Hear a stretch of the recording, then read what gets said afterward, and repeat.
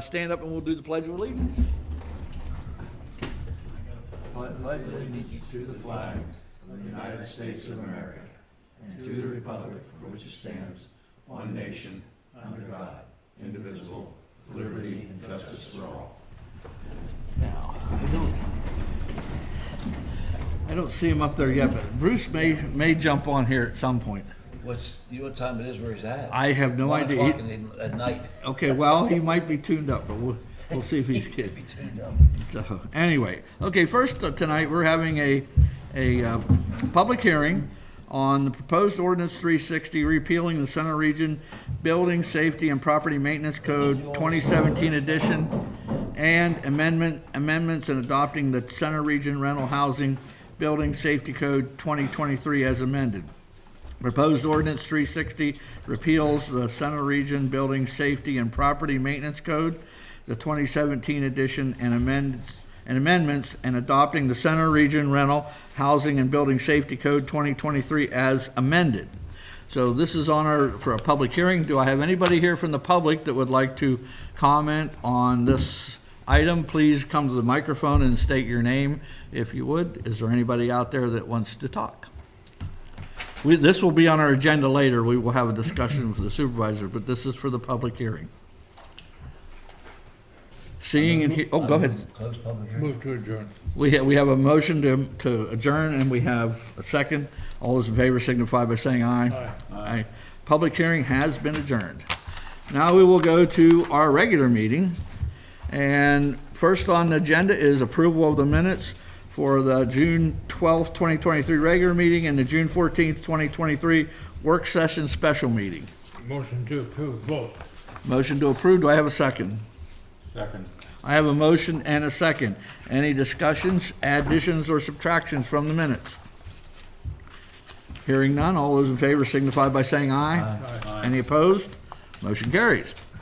Okay, moving right along. Next on the agenda is citizen comments.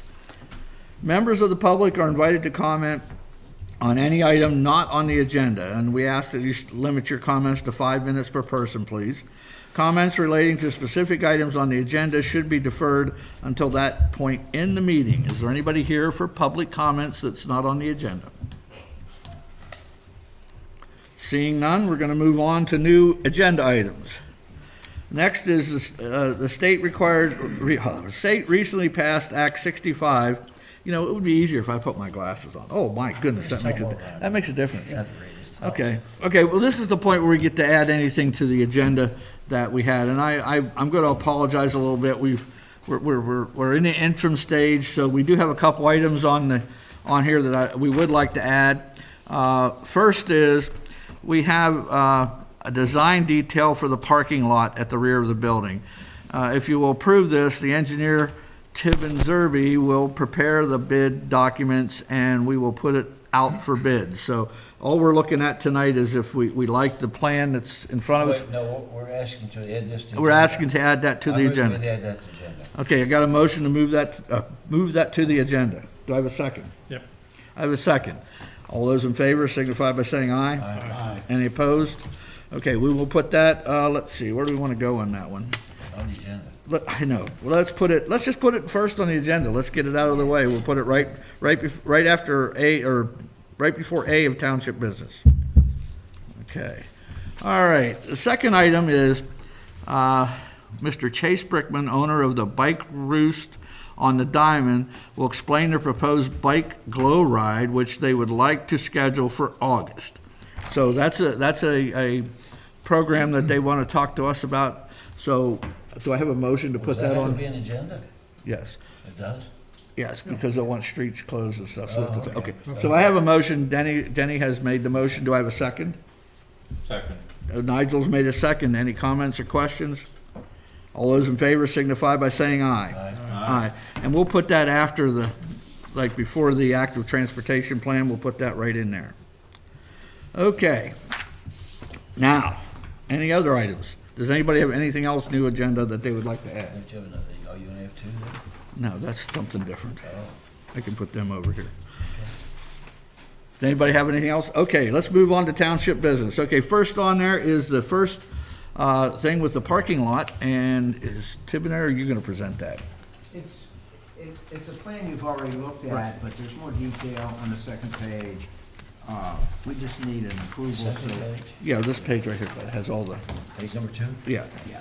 Basically, I think this, if I look at this drawing, it's pretty much what we discussed the last time we met on It's this. exactly what, And he's revised it to put all the things on, he took the islands out where they needed to be taken out.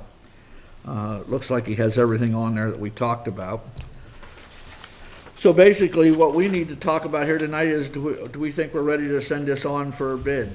Because he will prepare the bid documents and send it out. Go ahead, Danny. We had talked about putting the conduit. Yes, that's right here. Is that, That's right here, that's these lines right here. Right here, that's what that all is. That's your conduit. for the. Yeah. For the charging? charging Yeah. station. Oh, it's just to put on this side, okay. Yeah. it's in there. Okay. Yeah, everything's in there I for thought you. we were going the other side. We talked about maybe running a line We under there could, just we in could case. still but do we that may- as a change order. It's an option, We could, That's we fine. could still do that.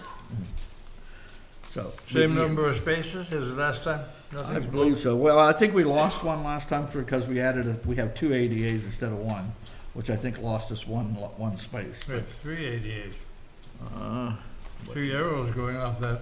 Yes, there's three AD. Well, I'm not sure if there's 3 or there's 2, and the one in the middle is, you have to have a loading Wide zone in space, yeah. between them, so. But, yeah, those first 3 are the ADA right there. And I'm not sure if that's 3 spaces or 1, but they'll do that on the bid, but. Does anybody have any other comments or questions on it? Does he have a guesstimate what this thing may bid out at? I don't have one, I mean, No. there's a budget I number. don't I don't have know what we one. originally heard. I have not heard another number. There is an estimate, but I don't remember I'll what move it is to right now. approve. I have one motion to approve from Mr. Graham. Second. I have a second from Mr. Wilson. Any other comments or questions? Okay, all those in favor signify by saying aye. Aye. Motion passes to put this on for bid, put it out for bid. Okay, next on it is proposed ordinance 360, repealing the Center Region Building Safety and Property Maintenance Code 2017 edition and amendments and adopting the Center Region Rental Housing and Building Safety Code 2023 as amended. A public hearing was held on this item earlier this evening. Proposed ordinance 360 repeals the Center Region Building Safety and Property Maintenance Code 2017 and does all the other stuff too. So what we have is we have a motion recommendation here. If the board is comfortable with the ordinance as presented, move to adopt proposed ordinance 360, repealing the Center Region Building Safety and Property Maintenance Code 2017 edition, amending and adopting the Center Region Rental Housing and Building Safety Code 2023 as amended with one further amendment. I recommend that the rental permits and safety inspection required for all shorter and long-term rentals. See attached memo. Okay, and that would be this yellow page. So, I'll make that motion for discussion first. okay, I have a motion for the discussion on that. Do I have a second? Second. I have a motion and a second. Okay, the yellow paper is what we talked about the last time, and those changes all are made onto the ordinance that we discussed at our last meeting. And Peter had some comments on there that you want to look at. Specifically, Peter, I'll let you go ahead and talk about that 30 days, the 37-day thing that you were talking about. Yeah, okay, the requirement for a building permit, really what that does is gives you a safety inspection. And if you're renting property, the renter should have some feeling that the place is safe. And we're talking about making sure that the smoke alarms work, making sure that there's a carbon monoxide alarm, that the furnace flue has no visible holes, those things that I listed, that basement sleeping rooms meet the egress requirements, that the walls and surfaces are free of mold and mildew, that there's an ABC type fire extinguisher in the unit, that stairways with more than 4 risers have a handrail. Basic safety stuff. And I don't know why you wouldn't want that from the very beginning. Well, I'm trying to remember why. I know why. Well, okay, go Why? ahead, Bud. Well, that was when we first started this, and it all relates to what is now what I used to call football housing rental. And I felt that, and we felt that if you wanted to rent your house out for a weekend, you shouldn't have to go to all this rigmarole just for one weekend to stay at your house, or maybe in the case of Penn State football, 7 days. So we said if you rent your place out for more than 30 days, then you do have to have inspection. I agree with that. But less than that, I don't feel that we need to make them go through the rental housing inspection. But there's so many things that are expensive and unnecessary, and they don't need to do it for maybe a couple of years. They don't do it anymore. So I just felt that it was, I guess, from what we felt at that time, that was just not necessary to go through that rental housing inspection just for one weekend. So that was the reason it was there. I think we set it at more than 7. What was it before? 7 days? It was I 7 don't days know what it before. It was 7 days. I We believe it said, was well, 7 days before. yes, if you rent out more than 30 consecutive days, yes, you should have a rental housing. But if you only rent it out for a weekend or 2 weekends a year or something like that, you shouldn't have to go through the rental housing problem. And the problem is if you let your rental permit drop for 1 year, then you can't get it back. So there's a lot of hassle going on with do you mean getting you a can't get permit it for your, back? believe me, it is very earnest. If you want to have someone rent your house out for weekend, for what called football weekends, which now I guess includes other weekends also, and you want to get your rental inspection, it's every 3 years. If you drop it, you can't get it back for another so many years. It really is onerous, if just for one weekend. I've never, first of all, I'm not gonna argue with you because you guys decide what you want to decide. But we're talking safety. I mean, that's all we're talking about, the safety of renters. And, the first 3 days, someone could fall down the steps because there's no handrail. Or there could be carbon monoxide poisoning because the furnace stopped working. It's safety. Well, that was the argument, but to me, it was not a real good argument, because if you live in that house and you're not safe for you, then why? And it's due diligence. Well, If I'm staying in somebody's bedroom over the weekend, I'm going to say it's safe to stay here. So if you want to change it, I guess at this point, it probably doesn't make it between 7 days or 30 days. I don't know that it's really that important. But to me, it was like, it was kind of penalizing somebody that wanted to make a few bucks to help pay their mortgage or help pay They can still do something. that. Yeah. They can still do that. There's no, Well, when you get into the system, it changes things a lot. Now, maybe 7 days or 10 days or something like that, consecutive days would be good with me. I don't care. Generally, they're only 3 or 4 days or 5 days at the most. So if you want to make it 10 days or 15 days, or I don't know about 7. day. The reason I'd make it 1 day is because the people that are there the next day are just as susceptible to problems as the people Well, that are there for a week. Well, And that's my I safety. know that's the borough thinking. I know that. Let me- No, no, it's Oh, not the that's where it borough. all started. Yes, yes. They are yes, 7 days. Yes. There's two. They're still at 7 days. They're at 7 days, and I brought up the very point I'm They bringing were up the now. ones that were pushing for the, okay, they're at 7 days, okay. They're 7 Anyway, days. Okay. So let me, Denny or Nigel, do either one of you want to jump in on this? Well, the rental housing permit program is basically for a property that's may or may not be attached part of your own dwelling, right? You can have an apartment off of it, or you could just be renting the whole thing. Right. But I think the difference, the borough, I know, passed a Airbnb ordinance, but oddly enough, there has not, as far as I know, there's no safety inspection required to get that permit. That's right. Yeah, You're right. I know I'm right. That's wrong. What? No, that's the way the borough did it. And my son and his partner went through that in the borough, and they got the permit, no problem. But there actually wasn't an inspection coming in. For that, and it seemed kind of odd. I was expecting it to happen, but it didn't. Anyway, but as far as That's right. renting, short term, long term, yeah, where do you draw the line? And Are you saying that there, in the borough, there is a B&B rental there's an permit? Airbnb, Rental permit Rental and permit. also a rental housing inspection permit? but they're different because I the didn't know that. Airbnb is strictly through the borough. It's a borough ordinance. The rental housing program covers many, most of the municipalities. I don't think Half Moon signed on to it. I'm not We sure. had this discussion at today's noon meeting. We had a council meeting. But, Okay, now remember, And I put your proposed Harris to Township change. hat on. but yeah, I mean, so where do you, I think most people, either they're doing Airbnb, maybe an occasional weekend rental for football games or activities here. But as far as a regular rental property that you're actually planning on renting, yeah, there should be an inspection.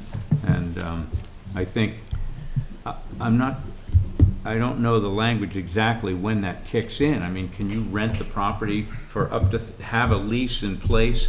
You say you buy a house across the street or whatever, and you decide you're gonna rent it. Can you actually have somebody in there 30 days before you actually have to apply for the rental housing permit? Or do you have to apply for the rental housing permit before you can even If you're rent gonna it? rent it for more than 30 days, you have to get the rental housing permit before they move in. Yeah, okay. Yeah. Well, If you're gonna rent for more than 30 days. that covers what I'm concerned about, because, Yeah. yeah. What happens in that 30 days? Well, nobody's living there because you don't have. When you have no safety Right. requirement. Right. That's just like you pointed out. Wait, what The he's saying, borough- nobody's living there until that permit is, you cannot move in without a permit. If you have a rental permit. Right, you can't move in without a rental permit. If you're you gonna rent the house if you for more than have a 30 days. permanent rental, you've Right. got to get a rental permit. Yes, if you have And more than that 30 gives you days. safety. The Airbnb stuff, where there's a lot of problems, I think you should have to Well, have the maybe we same should look at an thing. Airbnb, I don't know, I wouldn't It's mind funny, looking I mean, at that. Whether, Yeah. whether it's Yeah. 1 day or 7 days. I wouldn't mind looking at that, okay. Well, that's, Yeah, I'm comfortable with it, isn't it? I see the safety issue rather than the day issue. I think it's safety regardless of days. An incident could occur, like Peter says, one person moves out, next person moves in the next day. We keep that cycle going, we never get into the safety issue. That's the problem. Yeah, we keep skipping it. Yeah, and I understand what Bud's saying, if you live in a house, if you live there, you can make the decision of how safe or not, but when you're renting to somebody else, Well, so without, I'm in favor of looking at Airbnb thing with that. Problem, you have to, your whole house has to match, if you want to rent, you have to go, your whole house has to match rental housing code, your whole house. well, if you're renting your whole house, No, well, according to this, if you rent one bedroom out, you do. if you rent, Well, see, I think we're talking about two different things. okay. Okay, Well, let me pull Yeah. this in together. Does anybody in the audience have a comment on this before we kind of wrap it up and go move on here? All right, here's what I say. Right now, with the questions I'm hearing from here, I think we just approve it the way it is right now, but I think we need to send something to the code office that what we have here is short-term rentals and long-term rentals. We have two different animals and we're trying to fit them into one shoe.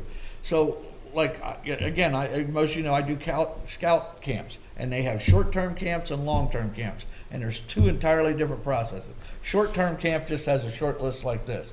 Long-term camp has a book about this thick. And I think we're talking about the same thing, where rental properties are gonna be something, the regulations are this thick, where you're just doing a weekend or a couple day rental, then it should be certain safety thing. But I think that's something that the code office really needs to work with, because we can argue it all night and come away with the same thing. So Who then defines, who defines long-term? that's where, that's who needs to do, the code office needs to come up with something that says, here's what we're gonna consider a short-term rental, here's what we're gonna consider a long-term rental. Let them come back to us with it, I because don't consider renting a bedroom out for a day as a rental.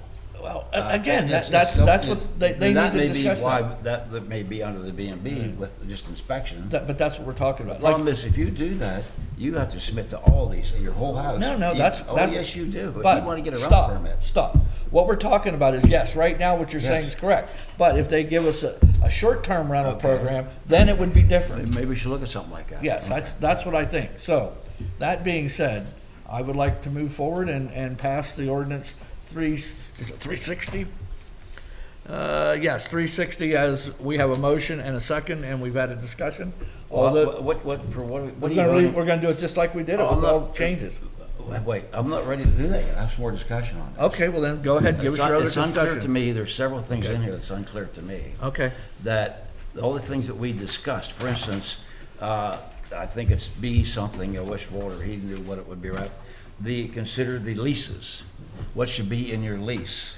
Now, what I'm concerned is, this is Center Region Rental Housing Building Safety Code. Now, it's starting to go a little different direction. All of a sudden, there's things in here that says, this should be in your lease, this has nothing to do with safety codes. And it also has the power, the rental person has to supply 3 months of utility bills when they move out. That has nothing to do with safety. And I'm unclear whether they're in here or not. I read this, I'm not sure if they're all pulled out or not.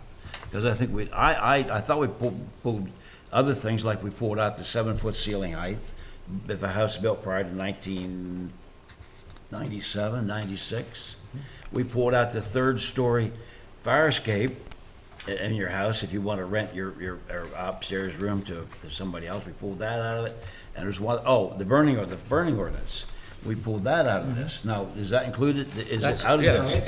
did you read this? This is I all read it, here. but I'm still unclear what Well, when it all says, meant. when it says here they're all supposed to be vacated, Those are those all- sections those are all voted vacated. Okay. Everything you had out. Okay, now, is supplying the bill, how much power you used, or utilities you used in the last 3 months, is that pulled out? Yes, that was part of the It's pulled rental out. housing permit revocation. Yeah, you Yeah, don't have that- any of that. Okay, None of that's. I was that's all- unclear whether that was pulled out. No, that's all in our ordinance. That's all here in Pulled the out. ordinance. It's all pulled out Yes, right here in the okay. ordinance.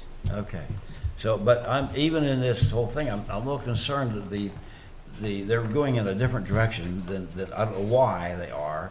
They're going more of I don't know what they want to do on this. I guess we'll have to talk about that at a later It date. is Well, a that's different a- direction, you're Yeah, absolutely yes, right. sir. That's something for whoever, safety. That's- is that that's you, Nigel? Nigel's department. Nigel, you need to bring that up at your safety meeting and discuss it with them at the safety meeting. And you can also bring up the short and long-term rental thing. I don't think the code office wants to touch that. Well, I'm just, No, probably not. I'm just telling you, that's where it needs to go. We can sit here and argue all night, but that's where it goes. So, anyway, ordinance 360 does cover, I read it and went through it. It does cover all the things we didn't want in the rental code at our last meeting. So like I said, we have a motion and a second. All those in favor signify by saying aye. Aye. Any opposed? And I'd like to make Motion one more, carries. I'd like to make one more comment Go about ahead. this, put it on record. I talked to at least four property management people, and they've never heard of this. They were never notified of any changes. Now, I don't know what who he said. He said he talked to people on Zoom, and I'm not talking about even knew this was coming out. So I think he needs to do a little better job of getting this out to the property management people, which manage probably 40% of the rentals in the Center Region, which is, 22,000 rental units in the Center Region. I'd say they handle and I talked to four of them, and you had a little discussion one time with, they had not heard of this. And I think he needs to get this out a little more and get their opinion along with everybody else's opinion. Is that on record? Yeah, I'm sure it is. Somewhere. It's gonna be in the Somewhere. minutes. It's gonna be on It's record. gonna be in the minutes. Okay. All right. Okay, next on the agenda is Mr. Chase Brickman, owner of the Bike Roost on the Diamond, will explain their proposed bike glow ride, which they would like to schedule for August. So, Mr. Brickman, if you'd like to come to the microphone and make your presentation.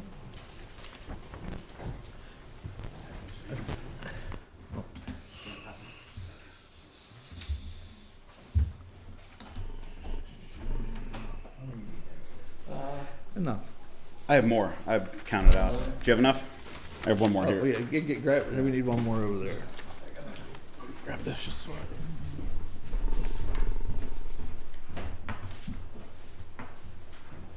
Gentlemen, how's it going?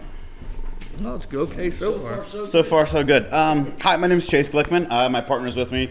Richie and Jim were the owners of the Bike Roost. It's the new bike shop that's right there on the Diamond where Raleigh on Main used to be. Just opened a couple months ago. Happy to be in Bullsburg. And kind of wanted to do something to bring the community together to propose a night glow ride. And essentially what that is, it would be a nighttime bike ride. It would be around the community. On your sheet, I have 2 different options for a route, and what it would be is families with kids, or you could a couple, husband and wife, can come and decorate your bike with lights, and we would just do a couple loops around the downtown area to just promote awareness of bike safety, healthy activity, something different on a Saturday night that doesn't involve football or drinking. And we were asking if we could get your guys' permission to help maybe shut down a couple of the streets just to keep it safe. I spoke quickly with a couple people at the fire department. They would help volunteer. I also wanted to do a possible $5 bike donation, or like $10 a family, and all those proceeds would go straight to the Bullsburg Fire Company as well. Huh? Okay, he's in. Let's hear the presentation. I'm down with it. Yeah, so it's just What's the difference between the 2 sheets? I would prefer if we could go to Bull City and back, because it helps promote another business. And Gordy, one of the owners, is a very avid biker, and just kind of promote awareness to his new business as well. The second would be an alternate route that's a little bit more in the Diamond. If you wanted to, I was thinking You want to do both? Or either just or? one. Oh, okay. I was giving a backup if you didn't Okay. think the first one was feasible. The second one, I was thinking you could possibly shut down half the road and maybe just kind of put some cones to divide it so the streets would still stay What are we open. talking about here tonight? I'm talking about I guess Pine Street Yeah. and Old The first Bull. one would be down Church Street and then making a left onto Bullsburg Road to Bull City and then back. And then the other one would be, yeah, Old Bullsburg, I'm sorry. And then the other one would be more of like a traditional square loop around the Diamond. How long would you anticipate, like from start to finish, would it be an hour, 2 hours, 3 hours? So 7:30 to 9:30. Sunset's about 8 o'clock on that date. I would figure start at 7:30. Families can get there. We would provide decorations for the bike. They could decorate, maybe socialize, and then once the sun sets about 8 o'clock, we could do a loop. The loop shouldn't take more than 10-15 minutes, but have families go around a couple times just to have fun. I like the loop idea. Like the loop better? Yeah. Yeah, good. Seems easier. I just, like I said, try to help other local businesses to get people down to It picks up Bull more City. neighbors with respect to, Yeah. you're going by the home. Yeah. And you get down to the park too. Mm-hmm. Where they start at? We'd like to have them to start in front of the Bike Roost, in front of our bike shop. okay. So we could start there and end Okay. there. Talk to a couple local businesses. Tracy from Duffy's is okay with it. Obviously, Gordy, guys from Breakfast on Bowl, Portfolio people are all okay. Most of them are closed at this time of night anyway, so it really doesn't have a big impact. Tracy was kind of one of the bigger ones with Duffy. Which, So you, okay. so you get from Maine, how do you get to Pine? How do you get, if you go, Oh, if no, you they- go, So, They're going out to Blue Springs. yeah, Pine, you could go on Academy and come back up, and then Church. Academy, back down. okay, Yeah, you could okay. use Academy. That's Academy there, Yeah, I wouldn't think Academy is as busy of a road. not overly so. Yeah, so, You may see 2 cars. yeah, right? They both live there. What does Mr. Winter think of this?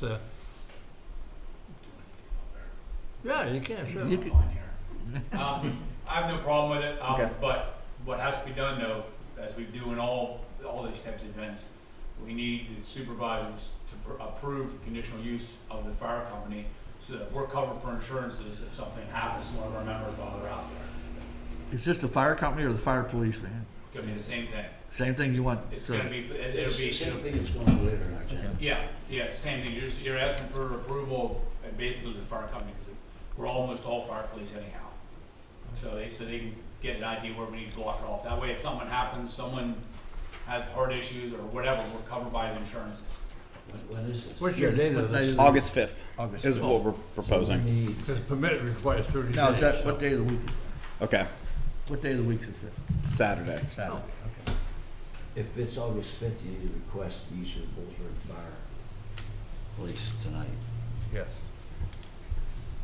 You need to request that we approve the Bullsburg. Oh, can you, I'm requesting to use Yeah. approval of Bullsburg Probably Police should Company. follow Follow that that with a with a letter. letter. Follow Okay. it up with a letter. Will do. And- Absolutely. I'll get it out tonight. Paper permit. Yeah, the paper permit, there's a permit out there. No, you have to get a rental housing permit. Yeah, get around housing permit. It's under 7 days, so we're good. You'll have to get your insurance company to issue a certificate naming the fire company. No. Okay. Liability insurance? I don't think we do. Oh, I thought that's what he was It's, No, I talking don't about. think we I'm do. not even, it's. Look whatever was on the permit. I don't know Yeah, that that's on okay. the I It's- just thought it was. It's the use of the Bullsburg traffic control guys to allow them to be on public land. okay. So that's Just, all it is. just come down tomorrow and go through and just, Absolutely. just write it up. And we're also going to be providing sweepers to keep it safe. Well, we call them sweepers, guys on bikes from our shop and then local community. We're actually helping out with the 5K this Sunday. What's going on? For Bullsburg. We also did the Memorial Day. So we have done events like this before to help out and keep it safe. Sounds like fun. Perfect. Yeah. Well, I move that we, okay, the use of the Bullsburg Fire Police for this. Coordinate it with fire police, somebody. Great. I have a motion to approve the fire police. I have a second. All those in favor signify by saying aye. Aye. And now, the other question I would have, for cones on the streets, do we need to make an approval for that, or can we just, Cones always. in other words, if they're gonna block part of a lane out or whatever to make it safer, do we need to give Leave them? that up to the police. Leave it to- What's that? I don't think you would need to do that. unless Then, you're then gonna I'm, close the then I'm street. happy. I just wanted to make sure we don't have to give them permission to do that. What's a guesstimate of participants? 100? 200? I would say anywhere between 60 to 75 would be success, more the merrier, but yeah, probably in that Depends range. on the- 100 would be on the high side, I Depends would on the think. weather. Yes, very much. So you're gonna, so according to what you wanna use this one straight line. We're actually going to use the second one, I believe. That's what everyone So prefers. you're around use the the loop. town itself. Yes. Yeah, that would be, I think that would be. I just had better two different promotion, routes. too. If you didn't like the way the first one looked, here's the second one. It'll be more fun. Yeah, Yeah, well, the loop, I think gets more, like I said, more of the community involved. yeah, absolutely. You know, so, okay. Any other questions or anything else you'd have for us? Anybody else have any questions for? Do we have to approve this too, or what? I don't think so, do we? No, we just have to approve the fire police. Okay, we did that. Unless if they want to do streets, we might have to do something, but other than that, we're good. Okay. All right, we're good to go. Thank you for coming. Yeah, I guess that'd be part of it. Could we have part of the diamond in front of the bike roost blocked off just for staging, for people to get ready and get their bikes set? You mean like you want to kill the diamond? See, now that's a different, that's what I was asking. Not the entire diamond, but like Yeah, the but section in it's front of the hard to roost. shut a portion of the diamond down. When is it? What time of day? Just a place where people could get ready Saturday safely. evening. I would say if, there's not that much traffic anyhow. I mean, I don't know if we want to shut the diamond down, but yeah, I would just say. I would say that set we up. can use the fire police and that to. Yeah. To Yeah. stir Have somebody traffic. Yeah, just for like a staging I mean, area. I don't have a problem with you guys putting some like barriers up or something. Yeah, like kind of a in front of the staging parking area. spots in front of our store and Yeah, then over. staging Okay. area or something like that, Yeah. but the firemen could, guide the traffic. The fire department has seen people park vehicles in their parking lot, Okay. which is a block away, Okay. rather than You can park crowding, out back here. packing, or this lot here. Yeah, you can have the lights up by then? Yeah, No, we don't have the lights up, we don't have the lights up. I'm sure That's, we it's covered. just I'm sure it's passed that covered for yet. bids, we aren't gonna be ready yet. Yeah. They Perfect. don't need a permit to use the lot, do they? As long as they're not using a state route, they should. Yeah, but what about the parking lot? Fire You might department? talk to like Bullsburg or, Kelly's, some of these places that have See if them, we because it's can only a get short For walk. what? For what? And people should be riding their bikes to the. That's what we're station. hoping. Yeah, that would be the You general know, you'd hope they did, anyway. hope if I had the bike in. Yeah. I won't, We have e-bikes too. I don't run. Anything else, gentlemen? Nope, I have nothing. Anybody else have Great. any questions or comments? Okay, Great. Thank you. thank Appreciate you. it. Go out and pedal and have a good time. Thank you. All right. Next, we're gonna come up to Mr. Saylor, and he's gonna talk about the, principal oh, no, he's gonna talk about that. Long-range transportation plan, active transportation plan. Go ahead, Mr. Saylor. All right. I've got about 10 slides in your packet. If you wanted, I could bring them up on screen, but I don't know how we go about that. If that's making it a little bit too complicated, I'm happy to just run through it. I think you should just run through it. No problem. Probably a good idea to run through it. All right, then that's where we're gonna start. All right. Okay.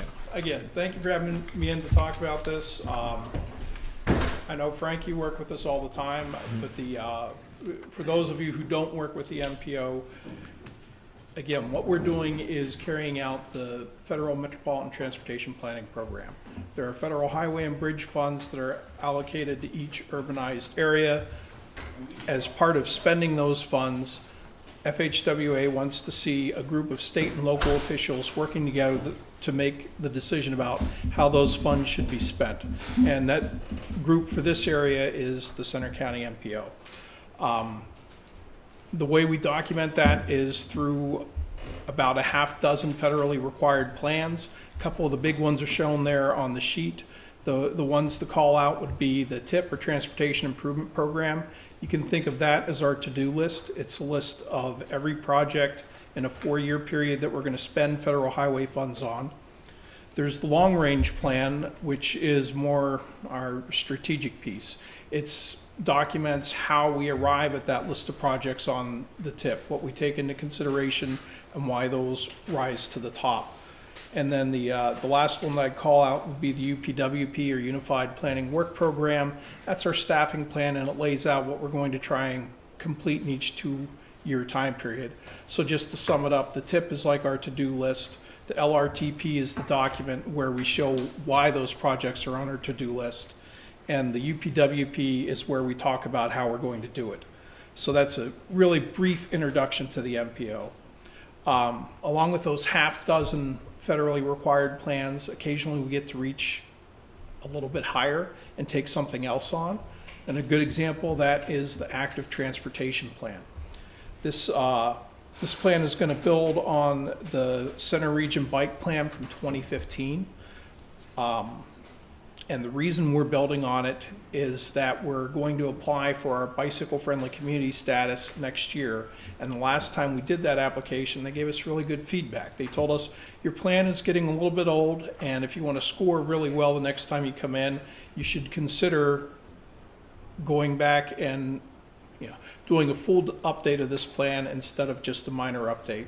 So they gave us good advice. We're taking that on. We're able to work with PennDOT and identify funding to complete this update. One of the things that's going to set this apart from the 2015 bicycle plan is that we're going to go to county-wide coverage. So instead of just looking at the center region, we'll look at all 35 municipalities across the county. We'll try to identify the active transportation issues that are major concerns, and identify methods, programs, or projects to address the concerns that are identified, and then pull together an implementation plan that walks us through how to address them. The other thing that really sets this apart from the previous plan is that it expands the modes. The last plan really just focused on bicycles. As an active transportation plan, this is going to spend a lot of time also looking at walking and looking at the connections between walking and bicycling and transit. Beyond that, in the last decade or so, we've also seen some new modes coming into use, some things changing. We've seen the introduction of electric bicycles, e-bikes, and we've seen just more and more the adoption of it in the center region. And then we've seen the use of new devices pick up, either electric scooters, skateboards, or even unicycles. And the regulations for their use really hasn't kept up with it, but we're still looking to have a good conversation and provide good recommendations about how to address the use of those that we're already seeing. One of the other things we know from talking about this with other municipalities is that the active transportation concerns that come up in other parts of the county look a little bit different than some of the things we see in the center region. So while we're worried about, maybe new devices and things like e-bikes, when we get out into the eastern part of the county, we're running into concerns about horse and buggy traffic, about scooters, and other transportation issues related to the plain sect populations. And then in the east and also in the northern part of the county, we get a lot of questions and issues raised with respect to the use of ATVs. It's not strictly a non-motorized form of transportation, but it's also not a car. So again, we're hoping to get a feeling for what the state of the practice is out there and provide some good recommendations for how to address the use moving forward. So that's the active transportation plan. You'll see us picking up on that more in August. We'll have to have it completed by next summer. Before I move on to the long-range transportation plan, are there any questions specifically about that? Under the wheels, is that the scooter concept? The electric scooter, So is wheeling, that what they call wheels? yeah, well, wheeling is something they apply that can include scooters, skateboards. We're seeing electric unicycles. I was gonna say, Yeah. there's a commercial on TV that has one. And if you're out in the morning on Blue Course Drive, you'll see some of them live. Yeah. So it doesn't seem really practical to me, but we are seeing a few of them used in the center region. Yeah, the bike city designation, we started out at bronze, but the one thing that they do, and the reason it's, you know, if we can get a higher rating, that's great, but the one thing to keep in mind, you're not gauged on by what you do exactly. You're gauged against all the other communities that do it. So if the big guns go up and they put a lot into it, that may not, even though you put a lot in, you may not move up because of that. You're always gauged every year or every time you apply with the other communities and what they've done in comparison to what you've done, I guess. But we did move up from bronze to silver, the last one. So designation. hopefully we can get another solid silver as a goal and maybe move up from there. But it is hard to get those higher ratings in this, very hard. All right. So right on the heels of the active transportation plan, we're going to move into an update for the long-range transportation plan. That's one of the big three that I talked about at the beginning. And again, that's where we discuss why the projects that are on the tip end up there. So it's going to include an assessment of the entire transportation network across the county. It will include a funding projection for a 20-year life span of the plan, how much highway funding do we expect to have available, and then it'll give us the chance to develop strategies or even a series of major projects that we want to use that funding towards. And the idea is to make some big picture decisions. How do you balance out your funding so that at the end of that lifetime of the plan, the entire system is working as well as it possibly can? One of the following slides there, we get into some of the aspects that we expect to be spending time on in this update. Kind of the shorthand for that, or the summary for that page, would be data. Every time we update the long-range plan, we find out that there's more data available, whether it's condition data for the roads and bridges. More recently, we're finding out that we have more recent and better volume data available. We're starting to get access to more up-to-date congestion data so we can see where people are stuck in traffic. And over the last year or so, they're introducing mechanisms where we can even get into looking at where the cars are coming from and going through these big data platforms. So we want to get as much of that into the long-range plan as possible so that the solutions we come up with are as effective as possible. Looking back at the last update, one of our big innovations was the municipal workshops. We went out and met with all 35 municipalities across the county, with the regional planning commissions and with the county planning commission. We held a total of 48 workshops. If you're a part of that, you remember it was a formatted discussion where we went through a list of topics. It took 3 to 4 hours to work through, and we got into everything from what your general transportation priorities were, all the way down to if you had a road crew, how it was staffed, and whether or not you were able to collaborate with your neighboring municipalities. We took in an enormous amount of data, and one of the things we probably learned through that effort is that we don't need to go that deep every time. Because one of the other things we've learned since then is that we have a fairly quick or a fairly considerable amount of staff turnover on both sides. If you go back to that 2018-2019 set of workshops, all the MPO staff have turned over since then, and what we're seeing large number of the municipalities is that their staff and their elected officials have turned over as well. So what we're learning is that there's probably more benefit to having shorter conversations more often than having this deep multi-hour conversation every 5 or 6 years.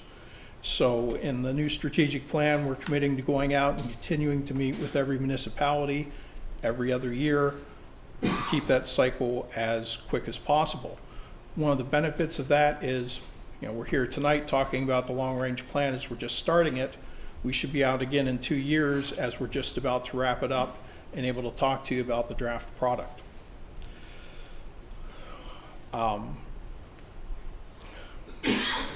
Some of the other things that we're hoping to do in the engagement, again, we talked about bringing more data into the process. One of the things we want to do with this is share that data and give other people a chance to look at it. Let them see the things that we see and see if they're coming up with the same conclusions. So along with us coming out again in about 2 years, we're hoping to be able to do that in a more interactive format, and we'll be talking to you as that comes together. The last thing I wanted to touch on tonight is just to make sure that we were listening to you about your priorities. I know in previous meetings we've had discussions about SR 3014, Bowl Avenue, the importance of the safety improvements at the museum entrance, your overall objective to implement the findings of the small area plan, and that including the road diet. We've heard you talk about the importance of finding a way to program the projects were identified independent of the SCAC, but as part of the SCAC Pell study. And we've also heard about some of your concerns, things like traffic calming on Main Street. So with just that little bit of background, does it sound like we're hitting the main list, or are there corridors beyond that that we should have on our radar? Well, there's one thing, and I'm going to bring up because I'm pretty much involved in this a lot. The one thing I brought up at the last MPO meeting was with the Pell study coming out, and they're pretty much pointing to the 3 routes that they're pointing up Route 322. My concern is that Route 45, it's just as many accidents, and they're doing nothing to Route 45 in that Pell study. And one of the things I brought up at the last MPO meeting was that we need to start identifying projects, safety projects on Route 45 and starting getting them on our next tip, and start getting programs on that tip to start putting safety items on 45, because when they're done with this 322 thing, 45 is going to be the same as it is right now. And we have issues going towards Center Hall, and we have issues going towards Pine Grove Mills, because we have a community up there now where kids are crossing the road to get on buses, and we can't slow the cars down up there. So we have some serious issues in the township that aren't going to get better. And I think I've been bringing those up at the MPO and trying to get things on the tip that will help that. And the other thing, if we could ever get the state legislature to pass the use of radar by local government, that would help a lot in all those areas.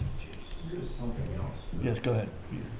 The township has an official map, and other municipalities have the same, but the official map shows where, for example, they want their bike paths to go, and one of them will track the new 322, and we have forwarded our official map to the state so that they take that into consideration. I mean, they're doing all this stuff, and if they don't take that into consideration now, it'll never get done. Well, and I think by forwarding it to them, and we were copied on that correspondence, so thank you, but that is the best thing you can do to try and get it into the project development. Make them aware of it, and That's I know why we they've did it. discussed it at some of the meetings to take input, but to keep sending that message consistently, let them know it continues to be a priority for the township and at each stage. So I think you're doing the right things. We need to keep at it. Okay. Has Potter, Greg, and Miles Township mentioned anything about 192? Frank mentioned 45. Well, that's part of it, but yes, when we were at the MPO, Mr. Decker. Mr. Decker did agree with me and did chime in on Okay. that. Because they have the problem down below with the buggies and everything going from Center Hall down the valley. So that Route 45 corridor needs work done to it. What's 192 though? 192, same Both thing. corridors Yep. have the issue, and I think with Supervisor Deckert from over in Potter Township, his concern is less tied to a particular route, Yeah. but in general, he sees those issues, so. How do you fit in with PennDOT short-term maintenance projects? Do they tell you what's going to be paved the next year, the 2, the 3 years, or? Depends on what So it is. it depends on the funding source. But one of the things that happened this year was for the April MPO meeting, the county maintenance manager was able to come to the MPO meeting and talk about where they are in their 6-year cycle. So they've broken up the routes that they maintain with the county maintenance forces into 6 groups. And the groups generally fall in different parts of the county. There's some crossover, but they work each year they're at a different stage in the cycle for each of those groups. So for this year, they're doing things in this area, and trying to call this out from memory, but I believe they're doing things like shoulder cutting, that they will have done the drainage improvements, and then next year they'll get into things like the seal coating or the bit of resurfacing that they do. So they have made an effort to come out and talk to us about that. I found so far that their maintenance manager is great to coordinate with. So if you are having issues, let me share his contact information with you, or let me get you into contact with him, because he has been terrific at solving problems. Ask them if they're going to pave the Linden Hall Oak Hall Road. So they're doing the early stage improvements in that, and I'd have to go back and look whether that's But all going to the be white this year marks? or next year. Okay. But they are headed that direction towards a seal coat. Tangent to that, it's been 20 years since they've done line painting on the Oak Hall Linden Road and the Brush Valley Road going to Center. There is no marking left on the road. They just sort of either got rid of the can of paint or something. They haven't marked center lines, double yellow center lines for years. And the snow plows keep plowing it off. And, check on Okay. what kind of help we can get with road paintings. Well, if that's the same ones that they're going to seal coat in a year or two, they're probably going to want to wait until No, this is Brush Valley past my Brush place. Valley Road. Yeah. Okay.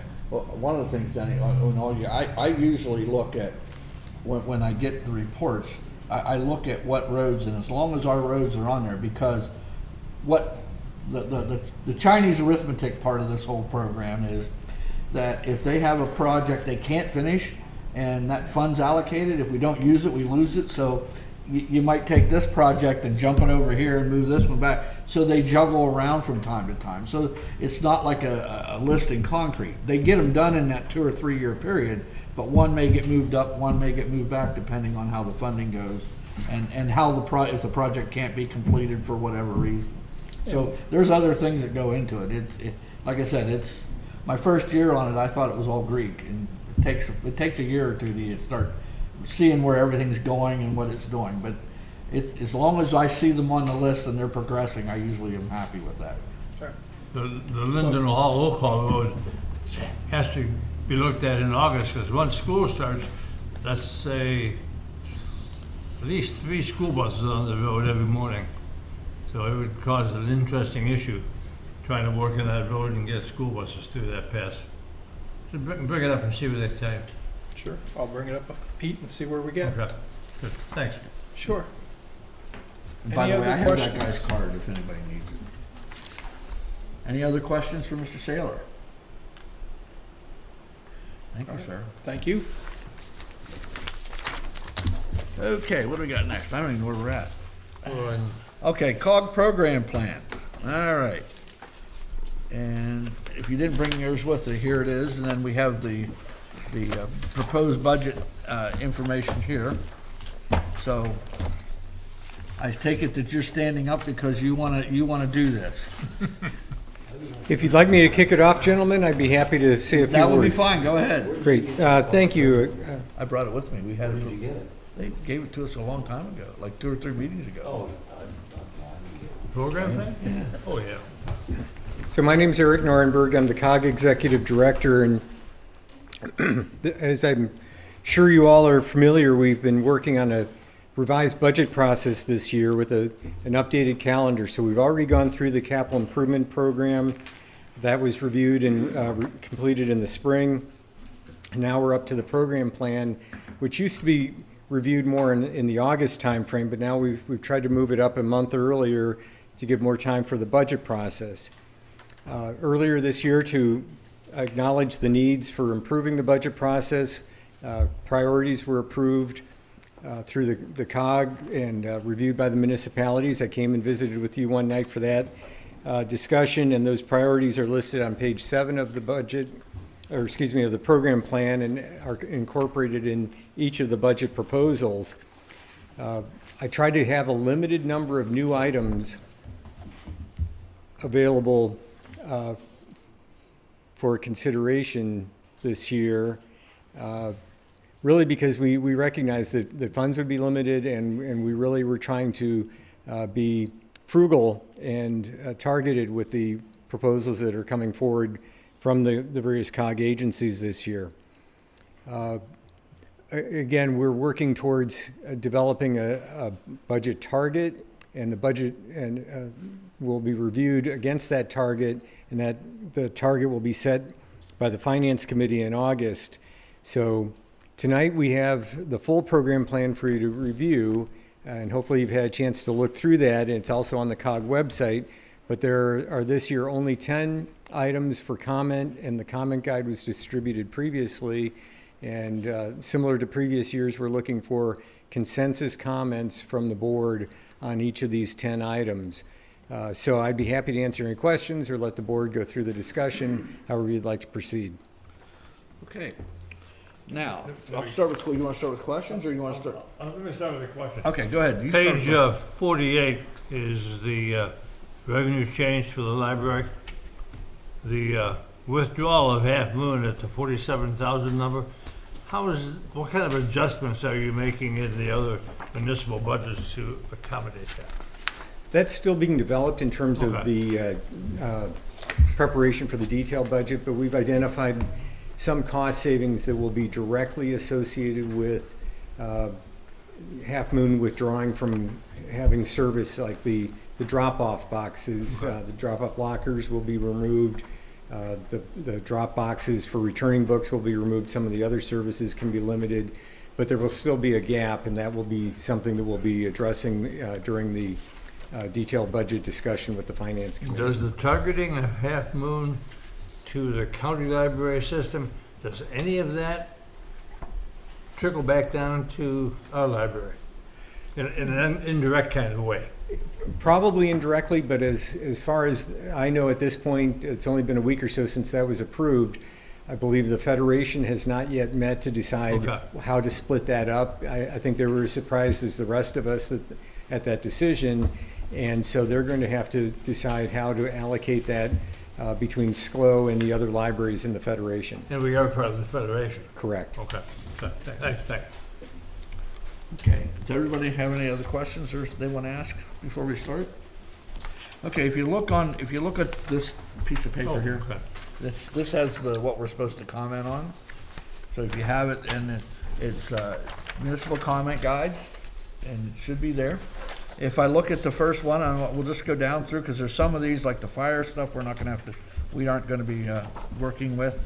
So there are some things that we're not going to be having to discuss. But the first one on there, should the recommendations of the COG classification and compensation study be implemented utilizing the implementation plan presented to the HR and executive committees and include in the budget request form?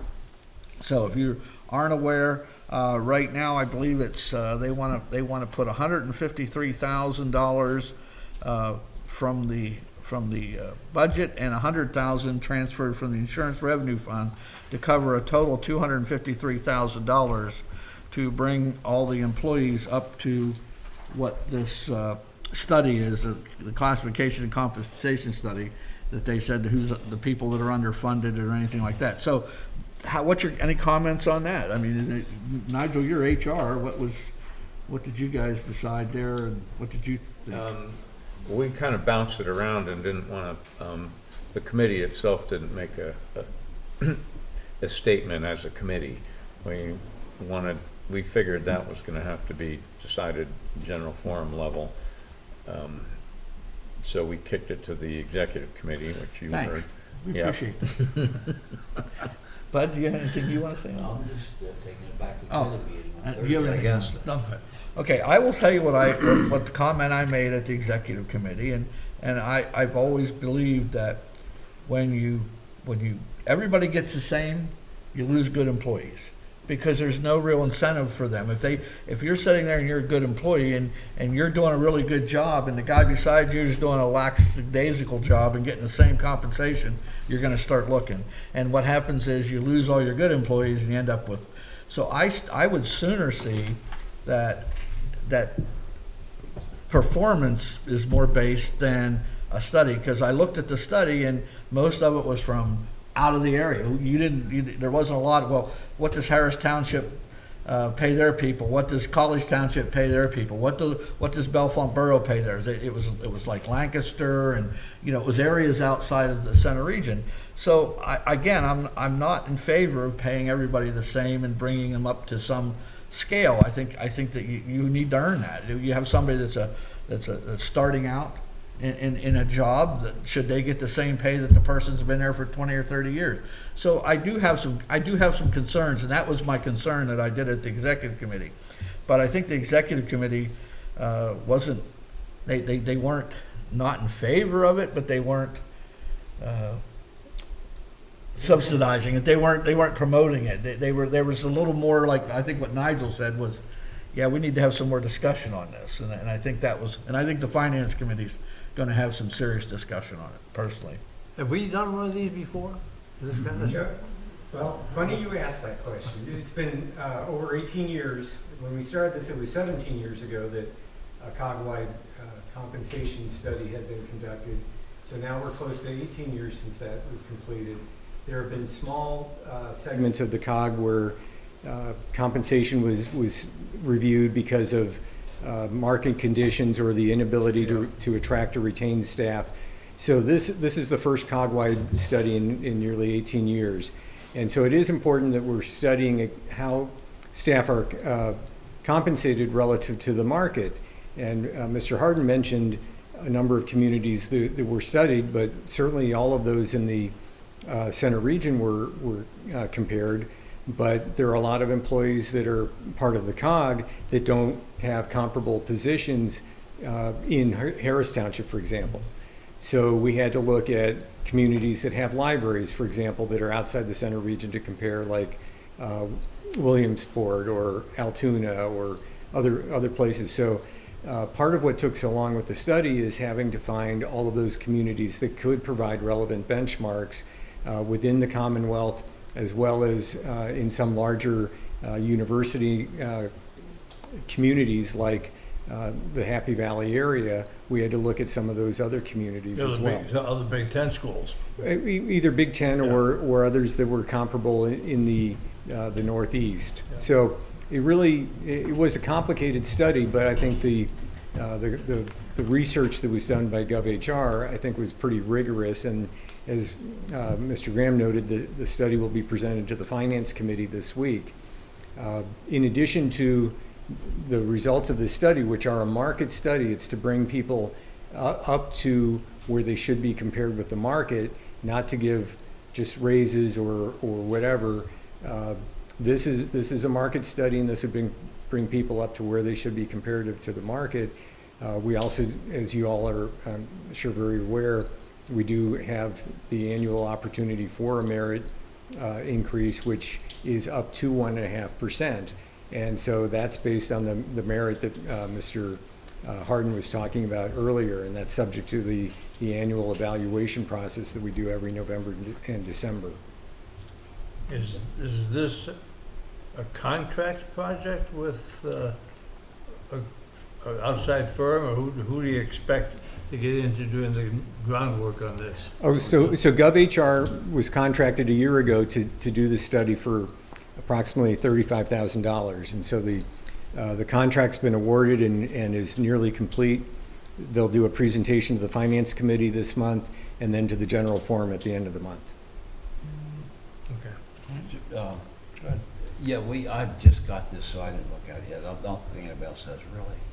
I think Frank's talking about two separate things here. We want to make sure that we are paying our employees fairly and equitably like everybody else. And I haven't looked at the numbers yet, so I don't know what that means. He's also talking about doing different levels of work too. So I think we're looking at two different things. This study was not intended to give people benefit over other people because they work harder and work less. This is a general overall salary adjustment. And I remember the one that many years ago, and we did raise quite a few salaries because we were way behind, and we want to be able to make sure that we can get qualified people to do these jobs. So it's interesting. I'm interested in what the study comes out at. I think we'll find that we are probably, with this day and age, underpaying, as it's tough to keep employees without giving them more money. That seems like, I don't know what the situation is. You can't find anybody that is even qualified at what you used to be able to do it. And when you're looking at $15, $16 an hour people, you're now looking at $20, $25 an hour people for the same job, or they'll go someplace else and get this. So I think this study, if we study it and read it, I don't know if we implement, but is the idea of implementing it this year, which I think is going to be tough to do. 2024. Yeah. So I think it's a good, if we got our money's worth, which we usually don't on these studies, but this we may have, that's what we look at, not necessarily. Be finalized in 24, 25? I don't know. 25, I think it's the final. Do you finish 25? The study is complete, subject to the presentations. The plan that's going to be proposed was reviewed by the HR committee and the executive committee, and then finance committee on Thursday, is to start the implementation with the first payroll in November, and the approximate cost to cover that increased cost for the employees that would be adjusted to the market rate in November and December would be about $38,000 in wage adjustments. And we had budgeted $50,000 for that purpose in this year. And so the impact that was reflected on the comment guide of $153,000 is the net if we use $100,000 from the insurance reserve, and the other $150,000 comes through the support of the municipalities. Your 38,000 is across the top board, the whole organization? Just for the employees that are under market, Okay, just for the okay, last 2 months of the year. Well, my only comment about that is it's deceiving when you say use our insurance reserve fund. It's still our money. And I argue about this all the time. I don't know what direction we're headed. I think we need to be realistic with ourselves and say, look, that $100,000 insurance fund means we overpaid our insurance last year. And that should be, we should come out and say it's going to cost $150,000, it's going to cost $250,000. Simple as that. When you say, oh, we use an insurance fund, well, that's all that would come out of that. Well, that's kind of deceiving. It's still our money. It doesn't come out of anybody's separate fund. It comes out of our money. It looks nice. It's appealing to say, oh, we'll use an insurance fund for that. But that insurance fund is what we paid out anyhow. So that type of wording has to be changed. Let's get the real figures out here. It's $250,000 out of the taxpayers' money. Yeah, that's the only comment about that. Yeah. Okay. Well, the insurance reserve is made up of both the funds that are contributed by employees as well as the municipality. So it's jointly benefiting both. And you're correct, though, because we've been looking at that fund balance for the past couple of years. It's a way to phase in the implementation of that. Okay, does anybody else have any different than what I think we've got a pretty good idea where we all what we all think about that one. Does anybody have any different ideas on that one? Because we're gonna move this, because we got a bunch of these to do. Fortunately, the next one, we don't have to talk about because it's the fire department, and I don't think that affects us. The 4 new fire safety. Partially does, because what is proposed are 4 new positions that would be jointly funded by the Center Region Code Administration and the Regional Fire Protection Program. During the daytime hours, they would be fire and life safety inspectors. During the evening hours and overnight, they would be able to be firefighter drivers for the fire protection program, so that we would have drivers available evenings and weekends to respond to emergencies. Okay, I'll make it easy, see, we don't do the fire thing, okay, so we know that 258, we're not gonna run. The 282 in the code, they self-fund, so I'm not worried too much about that one. So I think from our standpoint, we're good to go on that one. Anybody good. have any Thank other you. comments on that? Okay, the next one, I think we've done this in the past, and it's been fairly successful. We've got things that were kind of on the back shelf done. An AmeriCorps program sustainability position to be added in 2024 to the Center Region Planning for $7,500. And I think we've done that in the past, and that's done a very good job. Anybody have any objections to that one? We're gonna go fast. Is that a full year project? It would be a full year, and that 7,500 reflects the local match. Yeah, okay. All right, next on there is the Center County MPO, and I'm sure that's why Mr. Saylor's still sitting there. Consulting support for long-range transportation plan 2055, long-range transportation, be added to the 2024 budget. It's about $12,000 of matching funds. We get some from state and federal there, and then, so we have 12,000 we have to come up with. And it's one of those things, guys, if we say, no, we're not gonna do it, then that's one less funding source that we have available to us. So it's something that, and it's 12,000, and I think we have that in the MPO budget pretty much now. I think I'd like to see it stay in there. So, because it does add to Pretty source. minimal amount. Yeah. The next one is one that I think that we need to talk about. You heard Mr. Saylor's presentation earlier. Senior Transportation Planner Classification, position to be added beginning in 2024 to the MPO budget. This is really somebody, when we got the bill, we had a bill committee, and one of the things we realized is these new grants for getting road dollars and bridge dollars is very, very difficult. They're not simple grants anymore, and we identified the fact that we need somebody that does that 24/7. Because a lot of times, by the time we identify, oh, we could get that, oh, it's too late, it closed. And we weren't even prepared. So we really need to have somebody on, and we identified this, I think, last year, that sooner or later, we needed to do this, and sooner rather than later. So I know that's a pretty good sized number, and it will make us, I think, our portion will go up about 6,000 or 8,000, I think, from what we do right now. It's not like 20 or 30,000 we're gonna go up, but I think it's something that going forward, we really do need that. Any other anybody wanna? I'm puzzled about the relationship of number 3 and number 4. Correct. Below that. They do go together, and since Jim is here and he's been waiting patiently, I'll let him explain the. You're still waiting, Jim? Yes, sir. Okay. All right, so as Frank pointed out, the application processes have gotten more complicated.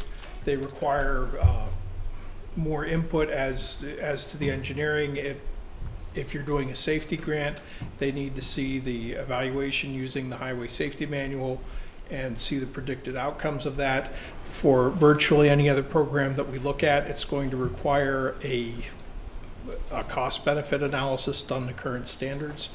And for either one of those, we don't have the expertise on staff. And I think it would be difficult to find someone at a planner level that has that expertise that we could hire in at the rates we'd be looking at. So what we're saying with these two proposals is there are two things that work together. One, we need a planner to kind of marshal this process and run the COG side of it to help us manage the selection of projects and keep the application process moving forward, track what we're doing that's working so that we do more applications like that in the future, and that the things that don't work for us, we leave go to the wayside. We're also going to need expert support. And what exactly that support looks like is going to depend on the program that we're going after. If we're going for protect funds and it has to be a hydrology analysis, that might be one group of people. If we're doing a safety project and they need to evaluate countermeasures for us, that may be an entirely different group of people. If we're going in for the bridge improvement program and we need an expert on concrete bridges, it's yet another set of expertise. And we don't think it's possible to get all of that in one person. So what we are proposing to do is bring a consultant on board that has different groups, different expertise that can help us through all of these different aspects. The reason we think this will work is because of our history. If you go way back in 2009, we tried to do a staff-driven application for the Tiger program to find funds to complete the I-99, I-80 interchange. We were able to complete the application. We didn't succeed in getting funding. 5 years later, we came back to it, and with PennDOT support, they brought, I think it was JMT on board and completed an application for the infra program, and it brought home $37 million. So having seen it work, we think that is the path to follow that is more likely to work in the future. You're talking someone like the Delta Group, the McCormick Taylor Group, the JMT Group, the larger consulting companies That would have a number of disciplines on staff. So we're buying not one person, we're buying a crew of people for $225. Yes. Okay. And through an open-end contract arrangement so that the expertise that we need can be selected based on what project or funding program we're pursuing. Where is it? Where's the headquarters for this? In your office or with the contractor?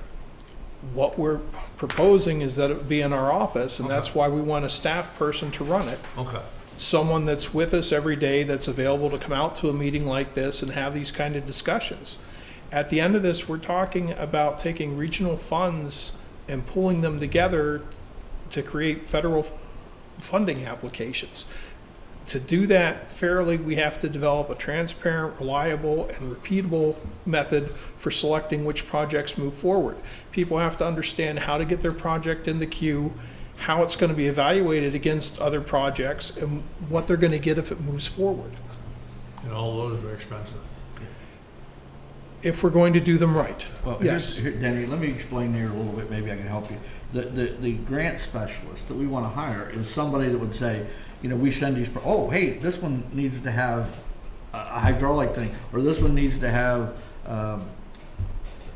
environmental study, whatever, and we need to go to our specialist because we don't have that in town. But if we don't have that first person, we can run right by these things, not realizing that we needed a specialist to give us, you know, to update the report. Well, I understand that. Yeah, so that's what it is.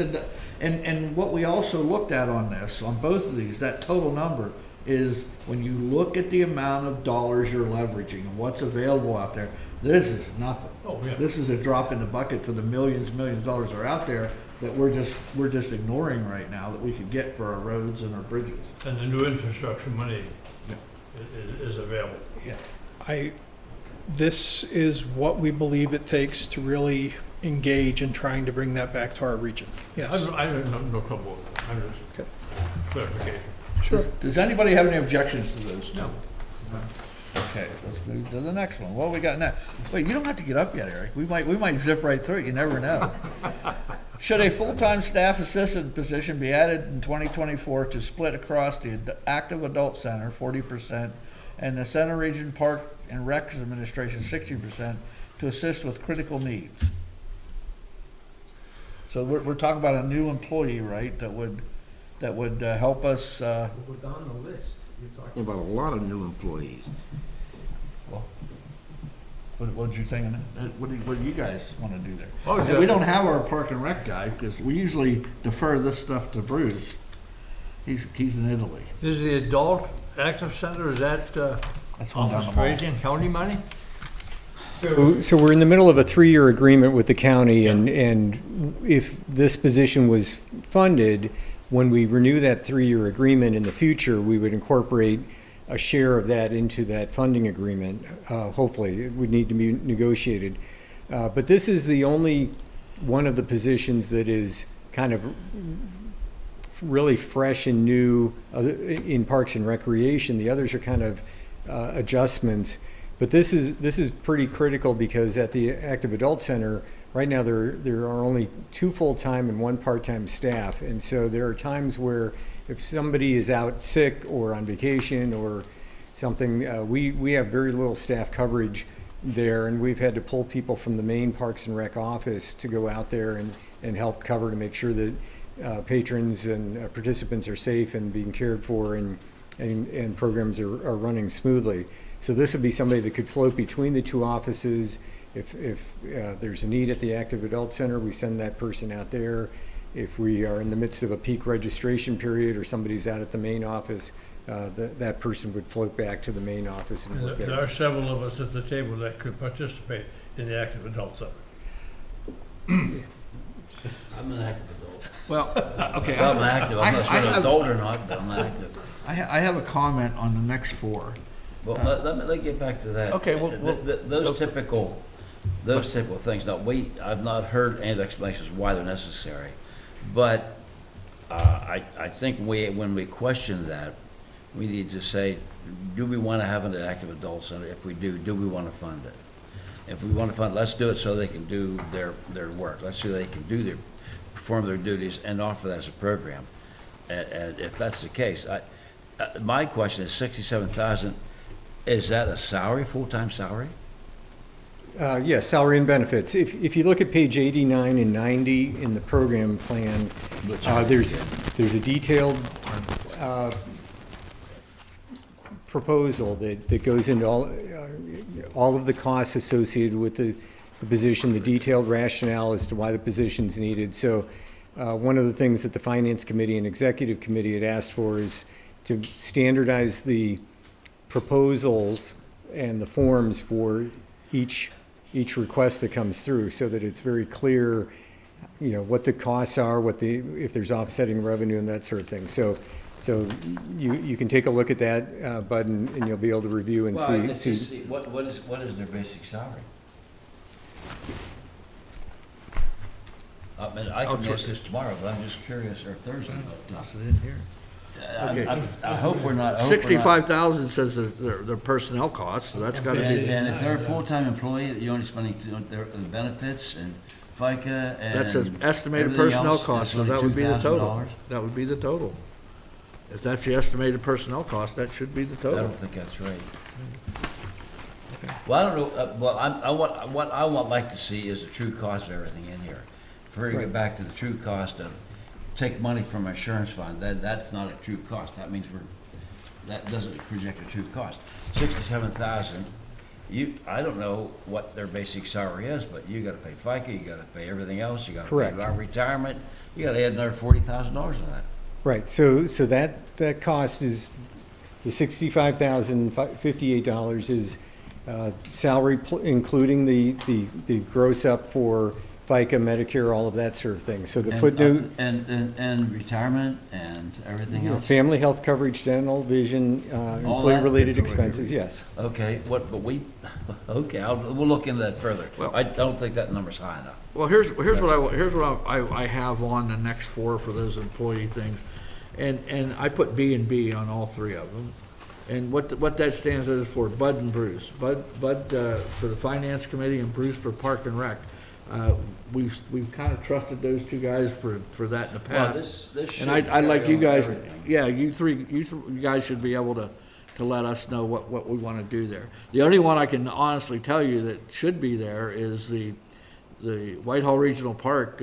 We do need somebody there to take care of that park. Now you're another page. Well, I'm on the back page here. Okay. But it's one of those 4. But I don't, unless you guys object, let's just let Bruce and Bud do their job on it. Well, yes, okay, that's fine. I don't know, at this point, how you can even make a decision whether. Well, that's because my you don't point. know. Yeah, that's my point. if you and Bruce, you know, with the Park and Rec part of it and you on the Finance Committee, I think you guys should make the Well, decision. General, I'm in favor of, if we're gonna provide services to our taxpayers, and whether it's the pools, or the parks, or it's an adult center, or what it is, we have to fund them to the point where they can do the right job and do a good job of what we would expect to give our people that go to these parks. Now, here again, I don't know what that figure should come out to, because that's preliminary, and it seems to me those numbers are a little bit low. They may or may not be, but I'll check that out. Because I've been involved in hiring people, and you don't get them for, the benefits are more than $2,000 a year. So, whatever it is. So we'll talk about that. That's my overall feeling, that if we're gonna offer these programs, then we need to fund them and make sure that they're funded so they can do a good job with our parks and rec and our pools, or anything we provide. Oh, you three, you Is that guys. page 95, is that a Whitehall Road position? Yes, the one, 95, correct. 96? Yes, that's Whitehall Road. That's a fairly low-cost position at 18,000. Right, and all of these positions were costed out, these four, and the one for the MPO were costed out based on the recently completed classification Yeah, okay. compensation study. So they looked at where these positions should be based on the market. And I would just note the one for the Millbrook Marsh Nature Center. As you're aware, we have the expansion of the Spring Creek Education Building going on right now, and so that will take more maintenance. And the position that's proposed is a Park Specialist 1 to do maintenance on the site, and we already are paying more contract cost for custodial care at the buildings on that site. And this would be a full-time position based at Millbrook, and so there would be approximately $50,000 in offsetting costs from the external contract. So the net cost to the program would be approximately $16,000 to $18,000. And so there's a lot of detail in the program plan guide for you to look at. All right, we're like back here. We're down to the last one. Back page? Yeah, back page. But, well, you two guys, do you have any, let Bruce and Bud do their thing? Sure. Okay, That's you're on the hook, right? ranking 4. Okay. Yeah, you did, okay. The last one that I have on there, it says, should $150,000 be added to the 2024 budget to support the development of a COG master facilities plan? Anybody want to comment on that? Not comment, but I'd ask a question. Go ahead. What is it? Simple question. So last year, the program plan had a should in there. Should we develop a master facilities plan, long-term, looking at all of the COG facilities and figuring out, where do we go from here? The Facilities Committee has had several conversations earlier this year, and we'll be picking up later this summer, conversations to develop and figure out what consulting and what services would be necessary. That was a placeholder amount suggested earlier this year for potential consulting services to analyze the space needs and any consulting that might be necessary in the future. Right now, we have a facility project coordinator who is going to be able to help the Facilities Committee develop that long-range plan, because we, as I'm sure you all will recall, we have a number of leased facilities. We have the leased offices where the Parks and Rec offices are. We have the leased space where the Active Adult Center is. We have other places that are leased.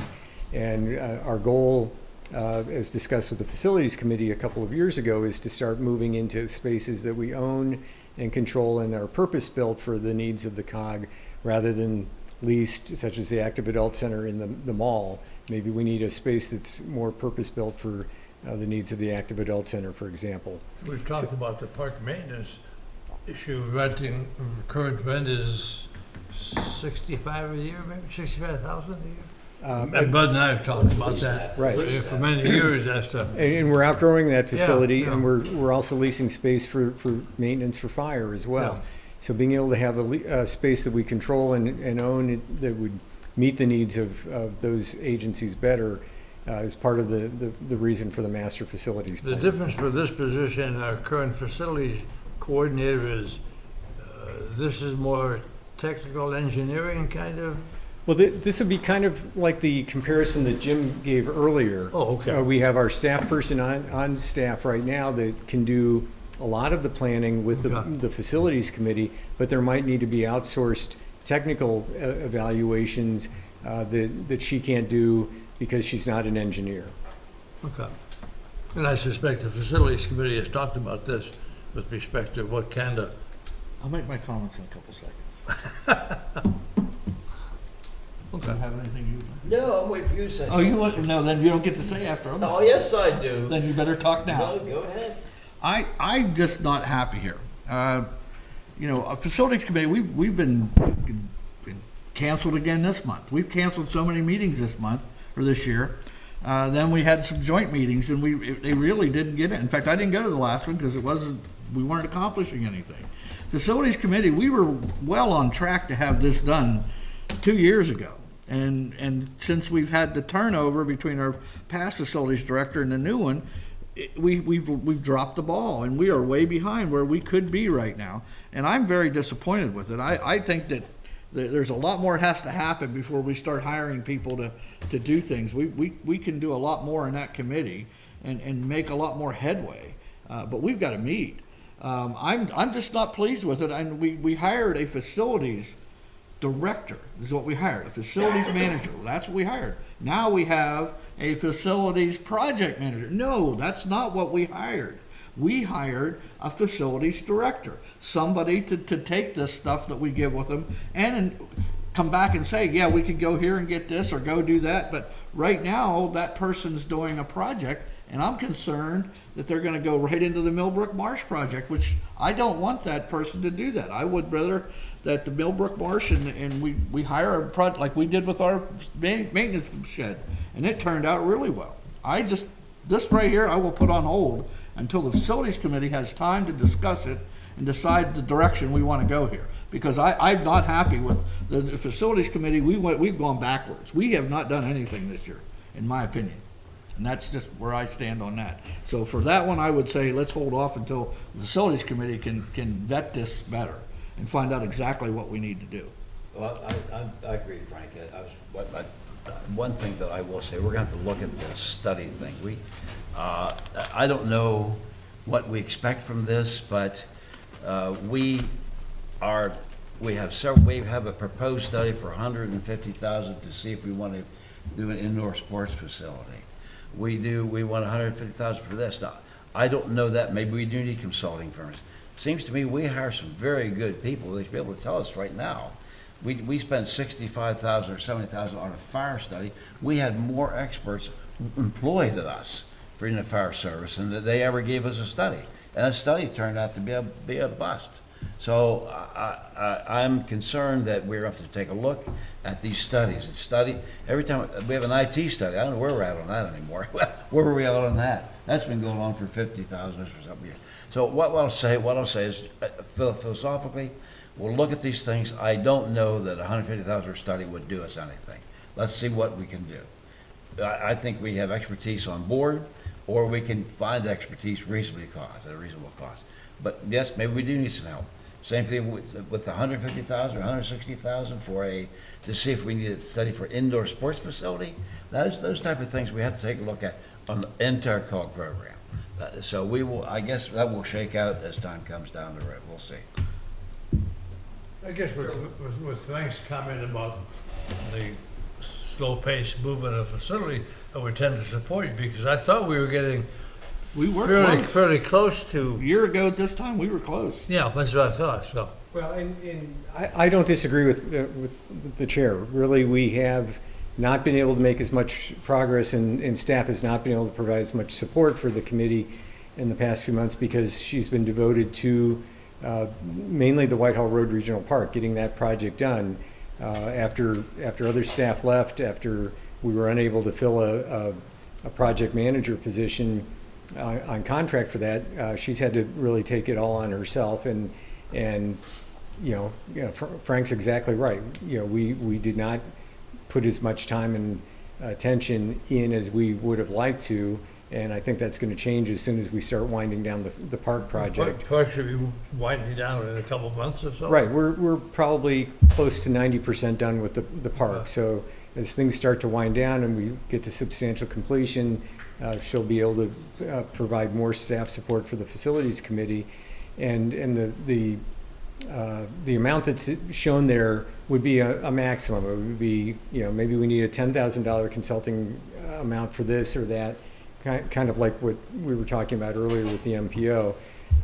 And earlier this year, with respect to the capital improvement program, we talked about a number of items that are being implemented, were implemented last year and are implementing this year and next year for the IT study. So almost everything that was identified in the IT study is being implemented. The study's done, but we're implementing. So our goal is not to spend money on studies that we don't utilize, only to use the funds that we need for knowledge that we don't have in-house. Well, one of the things I will, and I don't know where the status of it is, but when we first did this facilities committee, you were on finance and you guys were here, we gave the facilities committee $50,000 because we didn't know if we were going to need anything in the budget, and we put $50,000 in that budget. And I think over like 3 years, we spent $5,000 of it, and I think we replenished that with something else where we made some money. But I don't know where that $50,000 is at today, but that could cover, any kind of, if it's still running around in a past budget that hasn't been spent, that could take care of any little needs you might have, and we don't need to allocate another 150. So I think, like I said, I think the facilities committee needs to do some vetting before we go on there. The concept is strong, but the practice is weak. There you go. Correct? You did good. Yeah. Okay. For Michigan, I like the for idea. Michigan guy, you did I learned okay. that there. I like the idea, but I don't think the ducks are quite in row yet to put 150 in it. All right, that's all. The other two, there's nothing there that I see any, unless anybody has any other comments they want to make on this. I think Bud will have plenty of comments for the facilities committee.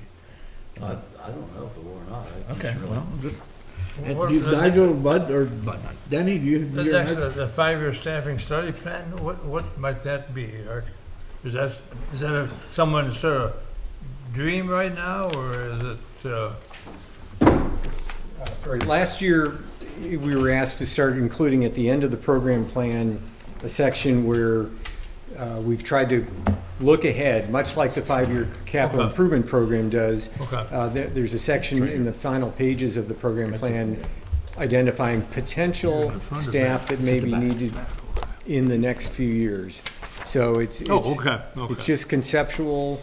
We might need this person in 3 years from now or 4 years from now, that sort of thing. So those are forecasted potential staffing additions identified in the potential year, as well as the costs associated with that, if known. So that was a request that this is our second year in doing this, so we're looking for any feedback on that. And we were also asked to include any potential studies that might be coming, such as studies that need to be done every few years or refreshed, or something that might be coming as a requirement, much like the long-term. I think that's things. useful with respect to the tenures of some of our staff. Right. We've lost some good people the last couple of years through retirement. And unless you build those kind of things in 2 or 3 or 4 years down, you try to get someone on board to help you think about filling that position rather than going outside and filling. So I think that's useful. Thank you. So this is the first time we've really discussed the program plan as a board. Everybody's had looked at it, any comments, no comments, so it's interesting. This is the first we've actually discussed this, so that's great. All right, does anybody have any other comments they wanna make to Eric, or give him any direction? Peter, you've been quiet, you have anything you wanna say? You guys are in charge. Okay, all right, I'm You just do your checking, thing. just You checking. do your thing. Does anybody? Thank you, gentlemen. All right, thank you for coming. Get your bike decorated, Kay. Get your bike decorated. I will. And Eric's also. We'll do both together. Okay. All right, moving on. No overnight parking in park areas. Go ahead, I'll let you read it since it's your thingy. Township does not have an ordinance prohibiting overnight parking in township parks. I prepared an ordinance to correct this. The attached ordinance is written in a way that will allow other sites to be added in the future, such as the new parking lot to the rear of the municipal building. The solicitor approved the ordinance. If the board is satisfied with the amendment, we'll advertise it for adoption at the August meeting, and no public hearing is required. Oh, really? Don't all our parks close at dusk? I'm sorry, Don't all of our parks close at dusk? you don't have an ordinance. They Why? may, but you don't have Well, an I think ordinance. that's part of the Parks and Rec rule. No. You gotta have an ordinance. Isn't there a sign there that says this park Oh, closes? yeah, you have signs, The sign's there. but there's no ordinance. Oh, so we had a sign, but I could have parked and stay there after dusk. Yeah, right. But, okay. Diane, I see you standing. Do you have something you want to say on this? Hi, Diane Farr. I didn't hear completely about whether this ordinance includes the parking lot adjacent to the township building. Not yet. Not yet. But this is written in a way that it could be added. And will it be added by the August? We don't even have a parking lot yet. I mean, there's gonna be a lot of regulations that will adhere to that parking lot, which we haven't even talked about. Okay, I suspect that it will be one of the places that will not allow overnight parking.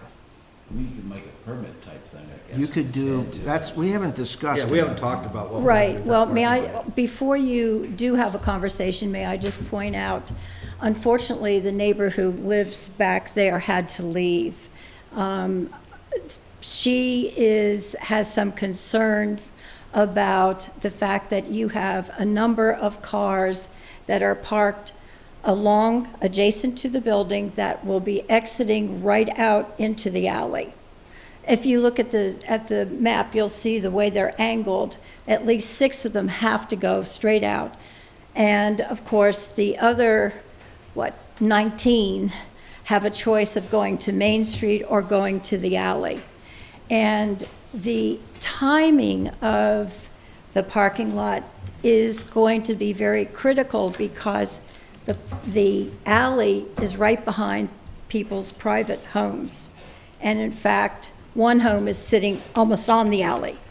So just please keep that in mind. Okay? Thank you.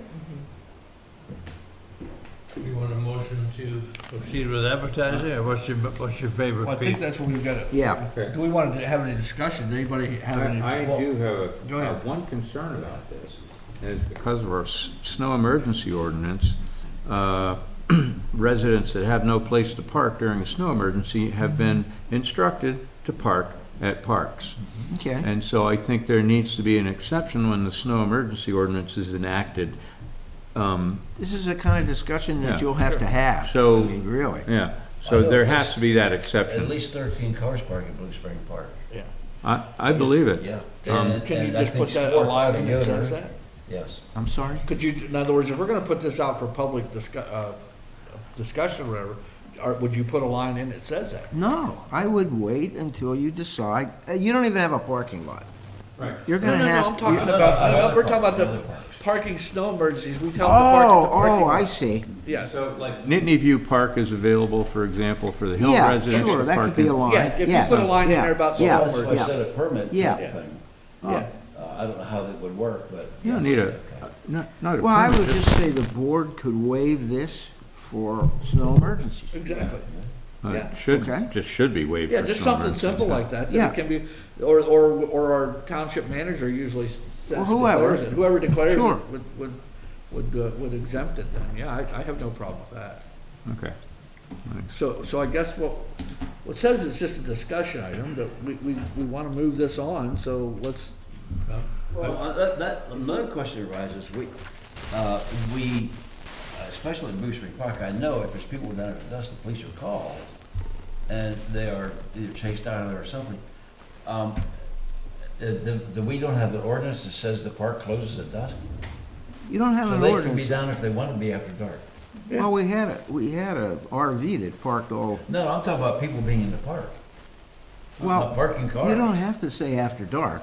It could be, I said But I'm 11 saying maybe we p.m. need to expand this thing. It says 11 p.m. to 6. But I'm saying expand this to people being in those parks after dusk, after dark. I thought they weren't allowed, but apparently they are allowed. But what happens, how do you get, like, if a Cub pack wants to camp out overnight, how do you do that? If you don't let them in the park Listen, overnight? we have a backyard. We have a can park put 'em- behind you, Frank. No, that's a park, you would not let them in the park. Well, this is just parking for now. All right, right? yeah, Let's just do let the that parking. ride. Let's just do No, the no, parking now. Let's not get too. Go ahead and let's do it, let's proceed with it. Okay. Okay. Okay, and just put that snow Yeah, yeah. emergency thing in and we're good to go with it. Okay. Request for fire police. Tussey Mountain requested Bollesburg Fire Police for traffic control on July 13th, July 20th, July 27th, August 3rd, and August 10th, 2023 for the Wing Fest at Tussey Mountain. Make a motion to discuss. I have a motion. Do I Got a have a second? question about it. Do I have a second? Do I have a second? Second, we got a second. My turn. I didn't know, I just, didn't know okay, it you was said my you had a question, go ahead. There's a conflict between the pink sheet, Okay. Bollesburg Fire Company for parking, and when you go to the agenda, requesting use of fire police for traffic control. Are we talking traffic control at 322 in Bear Meadows? No. Are we talking traffic control in the parking lot?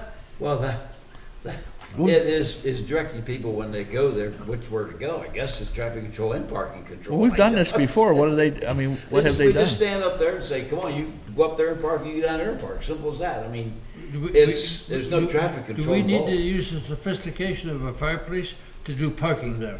Well, we direct people where to go up there. We stand up there. If they can go up above, there's no room above, then we send them down to the driving range. As simple as that. There's private sector people that can direct traffic. Yes. Yeah, direct traffic. No, they pay State Coast Police, I think, they were paying State Coast Police to direct traffic at 322. Yes, there's regular police out there. At the non-contract rate. Now, whether this new group is or not, I don't know. Yeah. I don't know. That's what it is.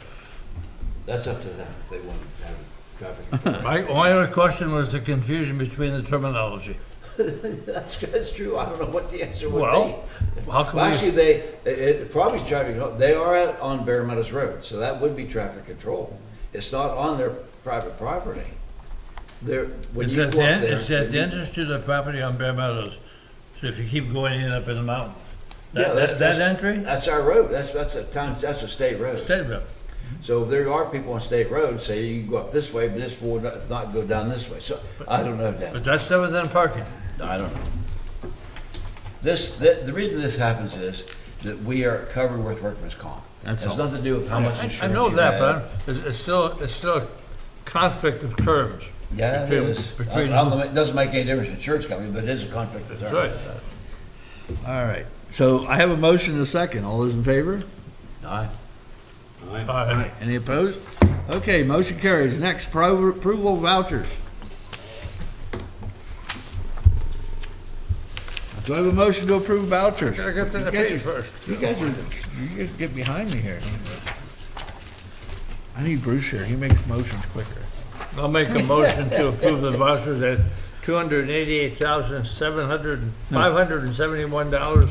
$288,571.43. So I have a motion, do I have a second? Second. I have a second. Any comments or questions? Hearing none, all those in favor signify by saying aye. Aye. Any opposed? Motion carries. Called committee reports. Well, I'm the executive committee and I didn't go. And I have a little bit of a issue here. You weren't told about it. No, I got no notice on it, and I think I'm not the only one, but I know some others that have not gotten notices on meetings. Have either of you guys ever not gotten a notice and missed a meeting? I mean, I got nothing. Yeah, no, that's happened sometimes, and it's for some reason, the email system, sometimes it Well, You won't. know, Nigel, they say that, but I get mail from them every other time, and sometimes I don't. So I know, Yeah, it's on and off, but Well- I haven't gotten notified Well, here's- about meetings, yes. yeah, here's what I've thought about, and the more I think about it, if this continues, and it seems like we're the only township that this happens to.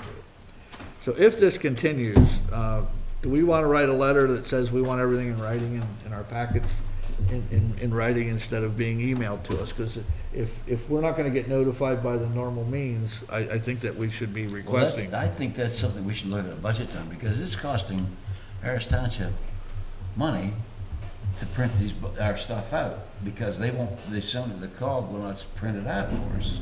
So I get meetings for sustainability. I get notice of all park and rec and authority meetings, But you don't get a printed copy.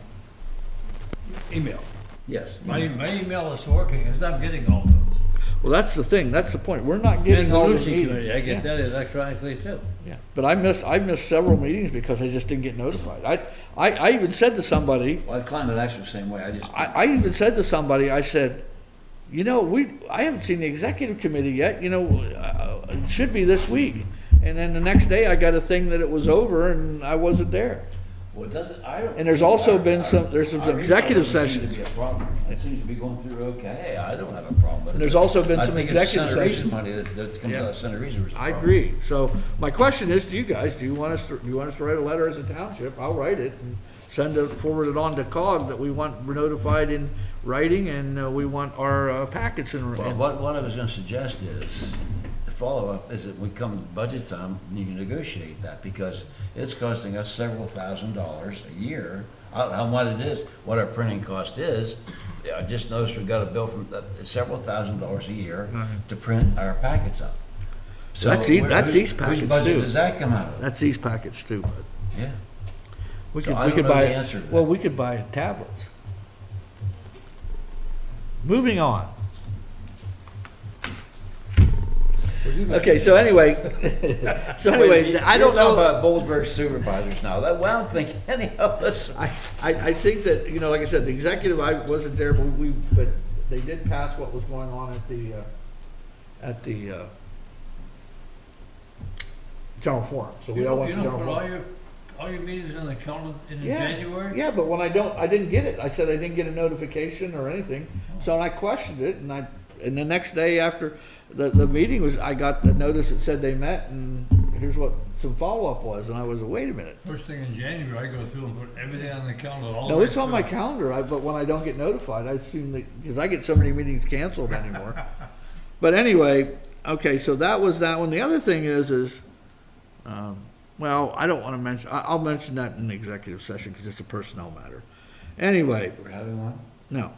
MPO, okay, well, the MPO met and Mr. Saylor, Wait a minute now, you're gonna mention something executive session. we're having But executive. We're not having one. Yeah, we're having one tonight. So, Well, you number said 8. no, I said we're having, you said No, I said go away, bud.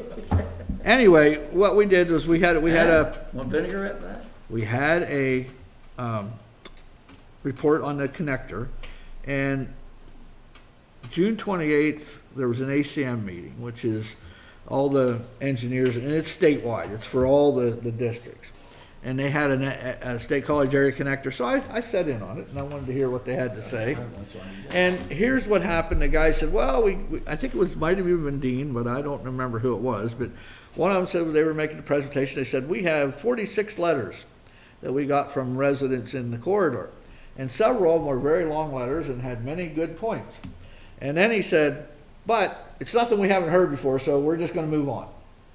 That was the response I got from PennDOT on that. And I was not happy with that. But till the 14th of this month, which is next week, we can comment on the Pell. Go on to the State College Area Connector Project.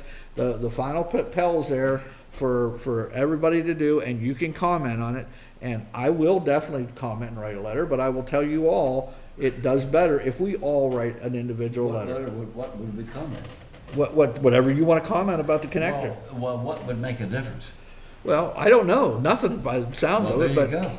but I'm gonna write a letter, because I think we need to keep putting out in front of them what the problems are. Well, what should this letter say? Whatever you want it to say, you read the thing, you're Wait supposed a to come minute up. now. Wait a minute. Were you at that You're meeting? telling me we're gonna write a No. letter? was not able to sit down on the AC. You're telling me we're gonna write a letter, but you won't tell us what. Okay, let me ask you this, you're in favor of that road coming right up through where it's coming? I was out of town. Whether I'm in favor or not in favor, doesn't matter. Well, that's the point, you have to tell them it does matter. Okay, if So- it does, then what are we gonna do about it? Well, you write them a letter, that's all you can do What at this point. does the letter do? You do what you want, I'm gonna Because write a that letter. is a stack of 47. Yeah, I'm gonna write a letter, you guys do what you want. Anyway, so we had that, we talked about some other thing, transportation improvement plan. We did a bunch of transportation, moving the monies around. We talked about our strategic plan, the active transportation plan, and we talked about the 25-28 tip, which is a new one, and that's the one where I said we need to put upgraded safety issues on Route 45. So we want to try to get that into that tip. So that's pretty much what we talked about. It was a pretty long meeting. We had a lot of different things on it. So that's how the MPO went. Facilities Committee, we did not meet again. The connector, I just told you what was going there, but you guys are happy with that, so. Public safety is Nigel, that's not me. Yeah, and, yeah, we met last month, June 13th. Let's see, we did our program plan review of anything related to public safety. And let's see, Sean Kaufman gave us a presentation about the Code Red alerting test that happened. Code Red is an emergency alert system that's run by the county, but the COG can use it, Center Region can use it, the Office for Emergency Management for alerting Center Region residents. And I'm sure more information about the Code Red system is available through the COG. And then we had staff updates from everybody, and that was it. You want to continue the human resources? Oh, I don't have to. Okay. We didn't meet. Okay, did not meet, all right. Lucy? Neither Lucy or Solar Power met, so we have no report.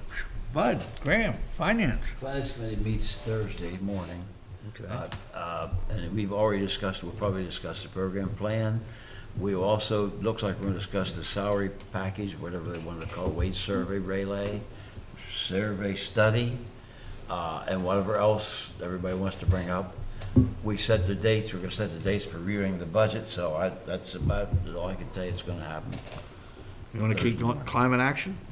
We met this morning, we met at noon today, and it's interesting.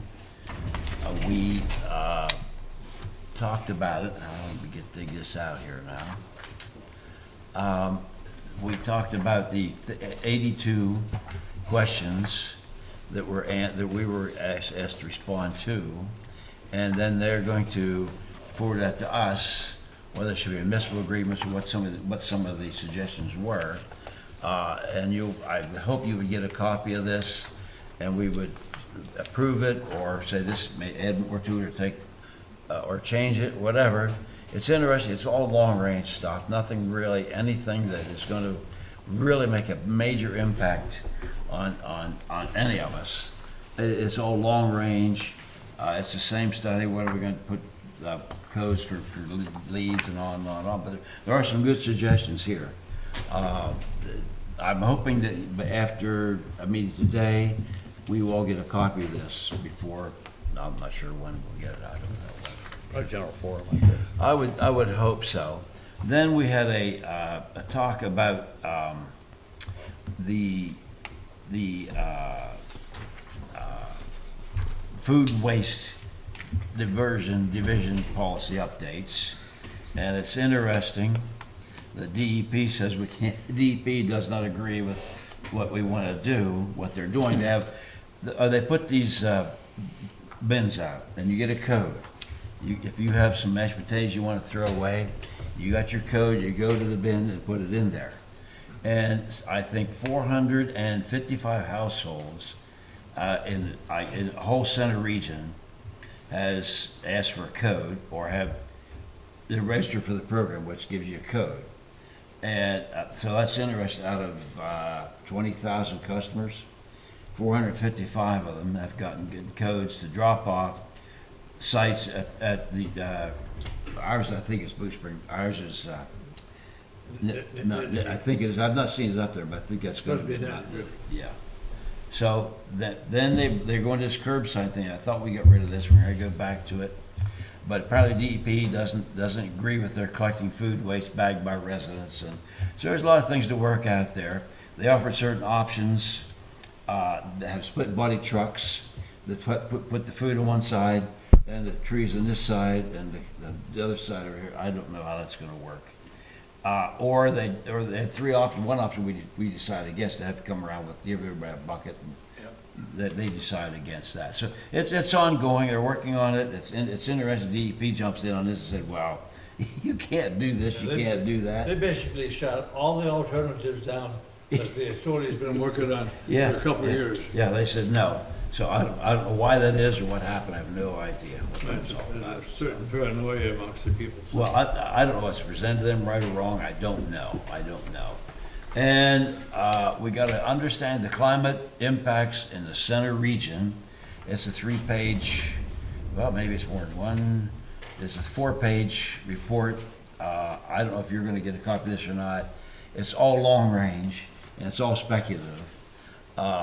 It has to do with climate change, which we are all very well aware that there is climate changes, and this is what could happen. Warmer water temperatures from non-pollution. It's going to take 100 years to work to really see if this is going to come to fruition or not. But it's interesting to read. We are very fortunate. It looks like we're going to be in a region we're going to get lots of rain, and we have lots of growing seasons, and we're going to have a good time. They predict that by 2021, we are going to have the same temperature as Miami, Florida. Well, that was like 3 years ago, but. Yeah, well, I'm just telling 2021. you. Well, 20, I forget what it was, 2100, I'm sorry. Okay, 2100. Okay. We will have the same temperature here as they have in Miami, Florida. Ooh, so I don't have to go to the beach anymore. So, well, you can go to Whipple, it's the same thing. But it's interesting reading, and it's, I think it's gonna, it's interesting, let's just put it that way. Okay, that is my climate action report. You got anything for the Heritage Committee? The Heritage Museum, they're still having Oktoberfest. They still haven't finalized it, I'm aware of, so they should within the next couple of weeks, so that's all. Okay. And I'm gonna, Park and Rec, since Bruce isn't here, we'll go his reports till next time. Can I ask the manager a question? Sure. You have any status update on the Elizabeth Street culvert replacement project? They're working. I see them down to the side there. What, The last, I put it in the min, the last that I know, is they received, or were receiving the new culvert. the culvert's down Yeah, down there? they're gonna have to grout between the two. I don't know where it is today, but they were making good progress, Okay. and I don't know how long it'll take. We gotta keep them on diet, Well, because then- that's the school bus route. We Uh-huh. can't get into September, and that thing's still. Well, didn't we hire an engineering firm to watch over them? Yeah, yeah, Are they Yes. doing it? yeah. Okay. Okay. All right. Anybody have anything else? Okay, at this point, we are going to adjourn to an executive session to discuss some personnel issues. So let's take about, what? Who's yelling at me? Yeah. Who's me? Deb. Oh, go ahead, Deb. We thought it was God. Sorry about the, what's that? We thought Yes, it was, no. never mind, you don't want to know. Did you say Noah? Yes, it is God. She is female. Oh. Anyhow, sorry about the connection problems. I finally got on around 20 after 7. Bruce did email. He was trying to get in.